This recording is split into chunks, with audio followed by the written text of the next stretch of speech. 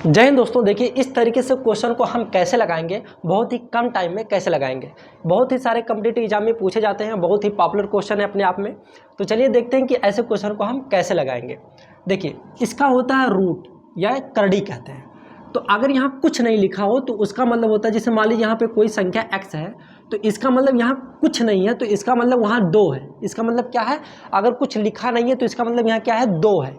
तो ये 2 कहाँ चला आता है, नीचे, तो ये नीचे आ गया, ऊपर क्या हुआ, 1 होगा। ठीक, कोई दिक्कत नहीं।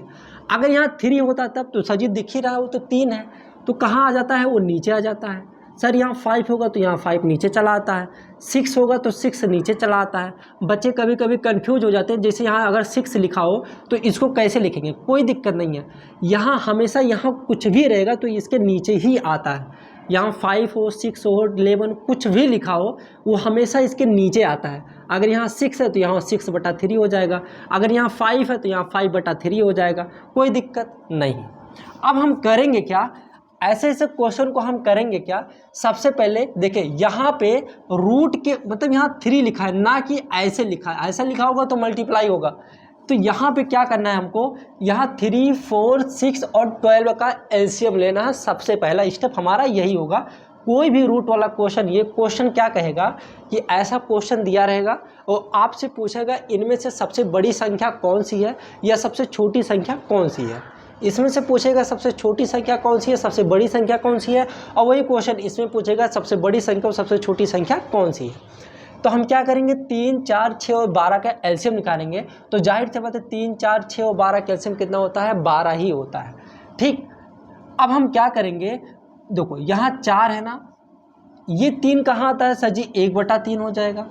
ये क्या होगा, 6 की पावर 1/4 हो जाएगा। अभी जस्ट मैंने बताया नीचे आता है क्योंकि इसकी पावर 1 है, वो हमेशा 1, सबकी पावर 1 है ना। तो 1/4, 1/6, यहाँ हो जाएगा 15 की पावर 1/6, यहाँ होगा 245 की पावर 1/12 हो जाएगा। इसका एलसीएम कितना आया है, 12। हमें 12 से मल्टीप्लाई कर देना है। क्या करना है, 12 से सब में मल्टीप्लाई कर देना। सर जी एलसीएम किसका निकलने, बाबू 12, 6, 4, 3 का एलसीएम निकालना पड़ता है। अब यहाँ तो 1 है तो इसको हम रूट को अगर हटा दें तो हमेशा 1/3 नीचे आ गया, 1/4 नीचे आ गया, 1/6 नीचे आ गया, 1/12 नीचे आ गया, कोई दिक्कत नहीं। अगर यहाँ सजी 2 होता तब तो बाबू 2/12 आ जाता, 2/6 आ जाता, कोई दिक्कत नहीं है। अब काटो, 3 चौक 4 तियाँ 6 दूना 12। इसका मतलब क्या आया, 4 के पावर 4 और यहाँ 6 के पावर 3 और यहाँ आया 6, यहाँ आया 15 के पावर 2 और यहाँ आया 245 के पावर 1। 4 की पावर 4 का मान कितना होता है, 4 चौके 16, चौके 64, चौके 256, कितना आता है 256, 636 छक्का 218, ये आता है 218, 15 15 में 225 और ये 245 का गुणा एक बार करेंगे तो 245 आता है। अब बताइए कौन सा सबसे बड़ा है, सर ऑप्शन नंबर ये सबसे बड़ी संख्या है। तो ऑप्शन में ठोक देना कि सबसे बड़ी संख्या है। सबसे छोटी संख्या कौन सी है, सबसे छोटी संख्या 218 है। 218 कहाँ से आया सजी, 6 से। तो दो सबसे छोटी संख्या ये और सबसे बड़ी संख्या ये, कोई दिक्कत नहीं। अच्छा, इस क्वेश्चन को कैसे करेंगे, इस क्वेश्चन को कैसे करेंगे, ये क्वेश्चन आप लगाएंगे। क्या करेंगे, यहाँ देखो, यहाँ पे अगर कुछ नहीं है तो यहाँ 2 है, ये हो जाएगा 2 की पावर 1/2 और यहाँ हो जाएगा 3 की पावर 1/3, यहाँ हो जाएगा 4 की पावर 1/4 और यहाँ हो जाएगा 6 की पावर 1/6। एलसीएम निकालेंगे, काट देंगे, आपका आंसर आ जाएगा। इस क्वेश्चन को कैसे निकालेंगे, देखिए हमेशा अगर कोई भी दशमलव वाला संख्या हो, कोई भी दशमलव वाली संख्या है, अगर पॉइंट में क्वेश्चन दिया हो, आप लोगों से कभी कभी कैलकुलेशन ही पूछ लेता है कि 0.1 गुणे 0.1 का मान बताइए। अब बच्चे कंफ्यूज, सजी दशमलव कहाँ लगेगा। तो देखिए आज के बाद दशमलव का नामो निशान खत्म कर देंगे। देखिए अगर कोई भी क्वेश्चन दशमलव में आ रहा है तो सबसे पहले आप दशमलव को हटा, सर जी कैसे हटा लेंगे, देखो कैसे। अगर मैं आपसे कह दूं कि 4 में 10 का डिवाइड करो, ठीक, तो इसका आंसर कितना होगा। अगर आप इसे भाग करने बैठेंगे ना तो दिन गुजर जाएगा। अरे सर जी दिन कहाँ, तुरंत भाग कर लेंगे। लेकिन अगर मैं कह दूं कि 1 लाख का भाग दो 99 99 कुल 99 लाख, तो दिक्कत होगी।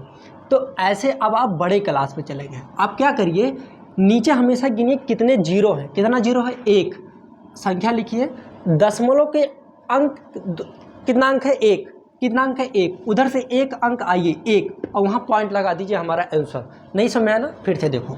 अगर मैं आपसे कह दूँ 56/10 है, 100 है, तो इसका आंसर कितना आएगा, देखो कितना जीरो है, 2, 1 2 दशमलव लगा दूँ, ये हमारा आंसर।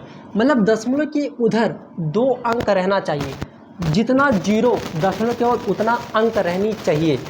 कितना जीरो है? 2। दशमलव के बाद कितना अंक है? 2। ठीक, नहीं समझ में आया? फिर से देखो, अगर मैं आपसे ऐसे कह दूं तो आप बताइए दशमलव कहाँ लगेगा? कितना जीरो है? 1।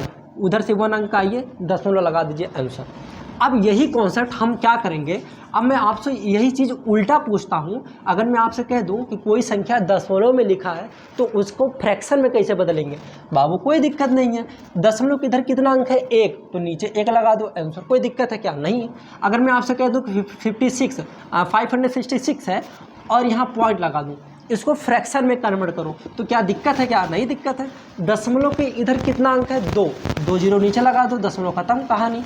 कोई दिक्कत है क्या? नहीं है सर। अब ऐसे ऐसे क्वेश्चन को हम क्या करेंगे, सबसे पहले यहाँ देखो 5, दशमलव के इधर कितना अंक है? 1, तो हम 1 जीरो नीचे लगा देंगे और दशमलव को हटा देंगे, इसका स्क्वायर कर देंगे। ठीक, अच्छा सर जी इसका मतलब क्या होता है? बाबू इसका मतलब 49 के बट्टा 10 हो जाएगा। दशमलव के इधर कितना अंक है? 2, तो 10 नहीं 100 होगा। यह है रूट में, कोई दिक्कत नहीं है। अब इस रूट को, चलो कोई दिक्कत नहीं, रूट है पड़ा रहने दो। ठीक, यह है क्यूब। अब क्यूब में दशमलव के इधर कितना अंक है? सर जी 3 अंक है, तो हम लिख देंगे 3 अंक, नीचे लगा देंगे 3 जीरो। कोई दिक्कत है क्या? अब बहुत बच्चे कहेंगे सर जी आप ऐसे ऐसे लिखिए ना, तब तो हम मानेंगे दशमलव के इधर 3 अंक है तो 3 जीरो ऐसे लिखें। बाबू आप बताइए, 10 इधर आप 8 तो पढ़ेंगे कि 8 तो पढ़ेंगे नहीं ना, तो इधर जीरो नहीं लगाया जाता है। ठीक, अब ऐसे कर दिए, इसका क्या है? क्यूब हो गया। अच्छा इसका तो सर जी बहुत आसान है, इसको 23/100 है, कोई दिक्कत नहीं है। अच्छा अब इसका वर्ग करेंगे तो 25 आता है, और 25 के नीचे 10 का अगर वर्ग करेंगे क्या आता है? 100 आता है। कोई दिक्कत है? नहीं है सर जी। अच्छा इसका वर्गमूल पूछ रहा है, कितना होता है? 7, और 100 का वर्गमूल क्या होता है? 10। सर जी 8 का वर्गमूल क्या होता है? 3। सर जी 1000 का घनमूल, सॉरी ये घनमूल होता है 8 का 3, क्योंकि यहाँ घन पूछा है 3 होता है। 1000 का घनमूल कितना होता है? सर जी 10। कोई दिक्कत है क्या? नहीं है यार, कोई दिक्कत नहीं है। ये हो जाएगा 23/100, कोई दिक्कत नहीं है।